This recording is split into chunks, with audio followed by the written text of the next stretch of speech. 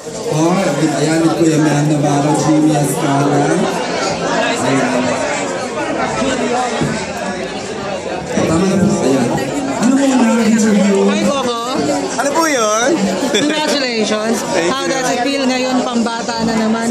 Sunod-sunod yung mga pambata mo pero nagkaroon ng drama tapos balik ulit sa pambata. Excited kasi sabi ko, at least itong Yamashita Treasure, syempre unang-una mapapasaya natin yung mga kabataan. Hindi lang kabataan, syempre pati yung mga kuya, ate, and then parents sila. And then makakapagbigay tayo ng mga good moral values para sa kanila, para makapagpuro namin sa kanila ng mga kabutihang asal. And then, yun, excited kasi this time ano naman, fantasy and action and magical.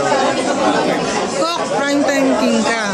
Hindi ka ba nagdalawang isip na itong Once Upon a Time magiging ano lang, Saturday lang or weekend lang ipapalabas? O hindi, sabi ko nga, ang Once Upon a Time, kumbaga itong special na palabas ng ABS-CBN na talagang ginawa nila to para sa mga kabataan. Kumbaga sabi ko, gusto ko na makagawa dito dahil unang-una at least nakapagbigay ng magandang inspirasyon para sa kanila. Talagang sabi ko nga, never na yung magdadalawang isip para tanggapin. Kumbaga, dalawang beses pa lang nila kinano. Yung sa aming dalawang kita sa San Rosa sa pang Pasko and then itong Yamashita Treasure para this coming Saturday. Kok, mas mahirap ba hindi ba yung pressure na ang mga ginagawa mo parang puro pang bata? Hindi naman, kasi sabi ko nga, gusto ko kasi yung ginagawa ko, kaya hindi ako nahihirapan. And then, excited ako. Honestly, isa ako sa mga nag-iisip talaga dito sa proyektong to para mas lalong mapaganda at lalong mas makapagbigay ng magandang aral para sa mga manonood. Kok, sinabi mo previously na gusto mo talaga si Julia as your leading lady. Pero persistent pa rin yung issue na nag-link sa inyong dalawa. Ano ba talaga? Hindi. Sabi ko nga, masaya kasi siyempre, kami ni Jules kasi sabi ko mas lalong lumalalim yung pagsasama namin. Una-una bilang magkatrabaho, pangalawa bilang magkaibigan. And then, kung darating mo talaga yung pagkakataon na kami yung inaadya ng panahon para sa isa't isa, siguro naman napakaswerte ko bilang lalaki dahil napakaganda at napakatalented ni Julia. Kumbaga, alam naman natin na parang kung gano'n niya rin kamahal yung pamilya niya. Ako, sabi ko, ayoko lang madali ng lahat dahil alam ko na kung saan ako nagmula. Kumbaga, gusto ko lang samantayin na lahat ng opportunity na or lahat ng blessing na dumarating sa buhay ko. Kumbaga, gusto ko munang pagtuunan ng pansin yung pamilya ko at ang trabaho ko. And then, kapag dumating talaga yung pagkakataon na parang deficit, ito na talagang ma-realize ko na nagkakaedad na ako at kailangan ko na lumagay sa tahimik. Siguro naman yung si Julia na, di ba? Napakaswerte ko na. Obviously, yung pressure mo na yung pamilya. Pero sa iba, worth it na isakripisyo yung personal na kalagayan para sa pamilya? Oo naman. Kasi sabi ko nga, kagaya ng mga magulang ko, kagaya ng lola ko, di ba parang, kumaga, mas inisip nila ang pamilya niya, mas inisip niyang palaking kami na maayos kaya sa sarili niya. Kumbaga, yun lang yung mga bagay na sinusuklian ko, na natutunan ko ng bata ko na parang, mas gusto ko munang i-priority yung pamilya ko ngayon. And then, siguro kapag nagkaroon pa ako ng mas maganda-gandang mahababang panahon, siguro, iintindihin ko rin naman, bibigyan ko rin naman ng time para sa sarili. And then, kapag medyo maayos na, talaga settle na ako, doon ko lang maiisip na parang ilagay na sa maayos yung sarili ko na this time, siguro ito na yung tamang panahon para magkapamilya na. Kung may meron age ko may sinet ka na na pero ikaw. Ano sinaisip ko? Siguro 35 to 40. Kasi ngayon, yung mga kabataan yun, hindi naman nagmamadali eh. Nakakatuwa nga ngayon kasi mas iniisip natin yung kinabukasan, yung future, diba? Saka ngayon kasi hindi na yung traditional na lalaki lang nagtatrabaho. Ngayon, di ba pati dapat ang babae kahit paano, kumbaga may magandang career, may magandang maayos na trabaho para makapagtulungan sila para mas mapabuti nila yung pagpapalaki ng pamilya nila. Sabi niya pag nag-settle down siya, medyo naglalaylo sa show business. Pero ikaw ba dumating na time na yun? Ganun pa rin yung workload na natanggapin mo or medyo Actually, yung pinaghahandaan ko, nasabi nga nila, marami nagsasabi sa akin, nasarap kaya na may baby. Totoo naman yun, sabi ko gano'n. Kasi ako nakikita ko yung pamangkin ko eh. Kung gaano kasaya, alam mo yung pag nakikita mo sila na parang pagod na pagod ka, tapos nakikita mo sila naglalaro, ang sarap sa pakiramdam. Pero sabi ko, mas magiging masarap sa pakiramdam na parang kapag nagkapamilya na ako at pag may mga anak na ako, na parang mas may oras ako para sa kanila. Kasi mas pinagandaan ko yung time ng pagpapamilya ko. Kaysa yung parang sumubok agad ako sa isang sitwasyon na hindi pa pala ako handa. Tama si Lloyd doon na parang kapag dumating na yung time na kami na yung magkakapamilya, siguro, mas bibigyan na namin ng prioridad kahit pa paano yung pamilya namin. Siyempre, para may guide namin ng tama yung mga bata at magkaroon ako ng time para sa magiging asawa ko. Ako, ideally, kung titignan ko sa intention yung sarili mo, do you think Julia is an ideal wife? About curious ako, ikaw, alam mo na yung plano mo na ako, sige, settle mo na yung 30 million. Hindi pa ba nila sinasabihin ako, ikaw, kailan ka mag-asawa? Madami, honestly. Sobrang dami. Every time na ano. Siyempre, lalo na yung mga batchmate ko nung high school, nung college. Parang ako na lang yata ang hindi pa lumalaki sa tahimik. Pero sabi ko nga, may tamang panahon para dyan. And then sabi ko ngayon, kasi ang inaaskaso ko, yung pamilya ko talaga yung mga kapatid ko, yung mga magulang ko. And then after that, siguro sabi ko nga sana magkaroon ako kahit 2 years o 3 years para sa sarili ko. And then after that naman, yung bubuin ko na yung sariling pamilya. Pero kung masasabi ba natin na you're just waiting for Julia? Bata pa naman siya. Siguro tadhana na magsasabi kung ano talaga. Sabi ko nga anytime naman, di ba kung gusto ko talaga. Pero sabi ko nga ayoko madali ng lahat ng bagay. Kasi sabi ko, nagsisimula pa lang ako sa showbiz, dyan na ako nadapa. Diba? Dyan na ako nagkamali. And then ngayon siguro dahil mas nagiging matured ako, mas pinaghahandaan ko na yung kinabukasan ko at sinisigurado ko lahat ng mga habang ko ay tama. Pero hindi ko naman na-trauma ha, dahil sa showbiz. Actually sabi ko ngayon yun naman ko yun yung mga naging ano ko mga naging bala ko sa buhay na nagpatibay lalo sa akin. At least nararamdaman may konting spark nararamdaman. Pero lalaki ako Sabi ko nga, umpisa pa lang, oo naman. Pero sabi ko nga, ako on my part, sabi ko, ayoko. Natawag na ako sa Alfie. Sabi ko nga, ayoko muna sabi ko may tamang time para tayo. Tawag na po ako na dito, Alfie.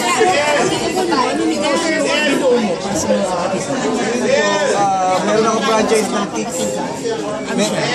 Kicks salon. Sa bench, then yung mag-second franchise mo, ulit ako para sa Fix pa rin.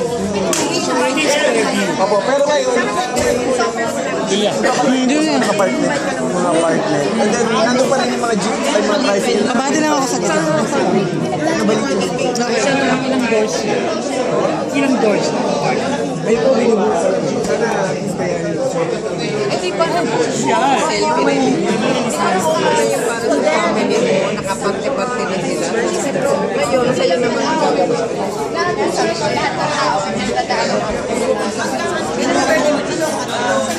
Anong plano? Siguro,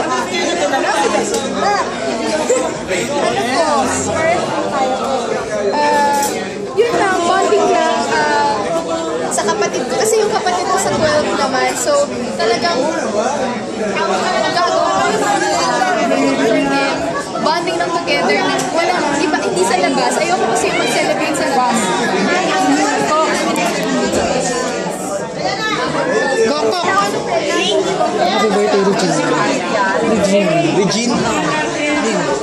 Hi Regine, happy birthday. Sana maging maligayang sa iyong karawan at magkita tayo soon. I love you. Bye-bye.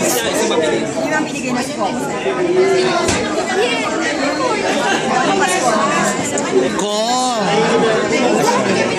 Pero nabigyan ako ng shades yata ng pagkakas. Yung bata niya. Wala. Hindi naman kami. So, paano related sa relationship? Siguro, baka ako consider ko special friend.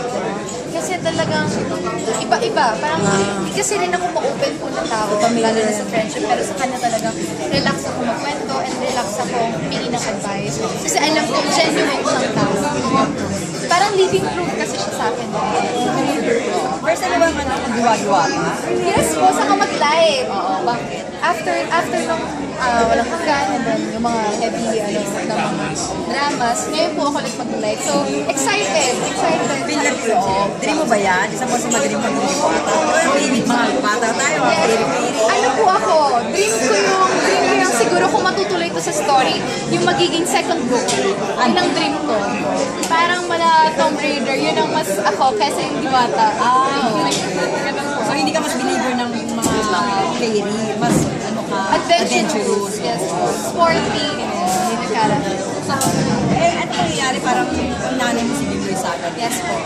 Tapos kabula-bula ka niya.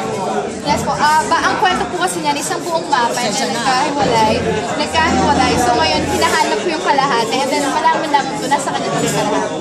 Hindi wala kasama factor. Wala mo talaga. Gaya nga nila dito sabi, ang sarap ng sige trabaho dahil lahat kung paano po ako sa trabaho ngayon, sa kanya ko lahat natutunan niya. So, lagi kang request ni Coco na maging delay. Oo nga. Thank you. Pinapangarap ko kay Jeffrey kumaka Coco is everybody is a real man. So, pero sabi niya na kanina, ano ba, do you think na naman mo sa'yo kasi kung nawala siguro po, yung sinabi ko nga po kanina, sa character niya, walang babae naman na hindi kakagawin sa kanya. And ayoko rin kasi magsalita, tapos baka mamaya in the future, biglang, hindi ko po alam. Pero Julia, do you feel indirectly kasi parang sinasabi na ni Coco, parang he's just there waiting for you to be ready. Aray, reaction mo doon? Pag focus talaga muna kasi sa work, parang ayoko lang rin po kasi sa family. So siguro in time, tingnan natin kung andun pa rin, kung ganun pa rin ang friendship, kung lalo na malim, hindi ko alam. You're very emotional kapag kapamilya mo na pinag-usapan, lalo na si Lola. Yung sinabi mo kanina na parang father figure sa'yo si Coco Martin, hindi kaya yun yung hindrance kung bakit hindi mo matanggap kung ano yung nararamdaman talaga at pinaparating sa'yo ni Coco? Hindi naman siguro, nahiya nga ako kanina kasi parang mali yung term na ginamit ko. Kumbaga parang siya lang kasi yung tumatayong, pag tinatanong mo, sa school, di ba may ano tayo, taga-guide. Ako sa kanya, yun talaga siya sa akin na parang anytime kapag may problema ako, siguro kahit nga emergency, pag tatawagan ko siya, baka nga andyan pa siya kasi dito talaga siyang tao. Iba talaga siya. Ikaw ba gusto mo mature na lalaki o ka-age mo? Gusto ko siguro kung darating yung time, mas gusto ko yung mas alagaan na ako kaysa ako yung mas alagaan. So gusto mo mature? Siguro. Kung mga 10 years age na, okay lang sa'yo. Wala sa age, wala sa looks, wala sa status. Kung medyo kayo manggi yung kulay na medyo... Tapos cute. Tapos cute, naka-jacket niya yun. Ano sa'yo? Ano? Nakakaloka naman kasi. So ngayon, ano magkita naman eh. Hindi, ano nga, pwede naman. Yes, wala ako sa look talaga. Sinasabi ko lagi, wala ako sa look, wala ako sa sa personality kung paano sa family. Sa mga personality na hinahanap, nakita mo naman kay Coco yun. Iba siyang tao. Paano yung tao? Lahat naman siguro nang hanapin is babae. Nakita mo naman. Ba't ang liwis ng mga mata mo? Parang naiiyak ka, Mars. Kasi napapressure na po sa tanong ninyo. Na-pressure ka na. Pero Julia, very vocal siya no, sa paghanga niya sa'yo. Same din ba? Yung tindi ng paghanga at nararamdaman. Siguro masasabi kong vocal, hindi naman kasi ako nagsasalita. Hindi siya, very vocal siya sa'yo. Ano po bang dapat? Super, ano ba? Hindi ko kasi express na parang syempre, may ganoon na sinasabi sa'yo and i-appreciate niya kung paano ko. And more than anyone kasi dito sa showbiz, siya talaga yung mas may kilala sa akin. Dahil hindi pa ako napapangalan ng Julia, kilala niya na po ako. Talaga? Summer plans, mas ano talaga, family. Meron kaming book ngayon na lahat ng plano namin lutuin or i-bake pa. So sa bahay lang kayo? Medyo ganun ako. Yung character ko parang mas bahay talaga. Ayoko yung lumalabas. Minsan parang feeling ko pag lumalabas ako mas pagod ng bahay na family. Mars, meron kang favorite summer destination? Ang gusto ko sana... Napuntahan mo na Napuntahan ko na. Favorite? Photo. Pa-work kasi yung Boracay before. Pero I think gusto kong bumalik or Palawan. Sino kasama mo doon? Family. Ano year? Yung Goyang Bulilit, hindi ko na maalala kung ano, pero Goyang Bulilit kasi Boracay. yes po. Nung Palawan naman, family, hindi ko na maalala ko ng year. Pero I think 13, 14 years old ako that time. Ano yung bakasyon lang kayo? Bakasyon. With the family? Yes. Saya. Birthday wishes, Julia.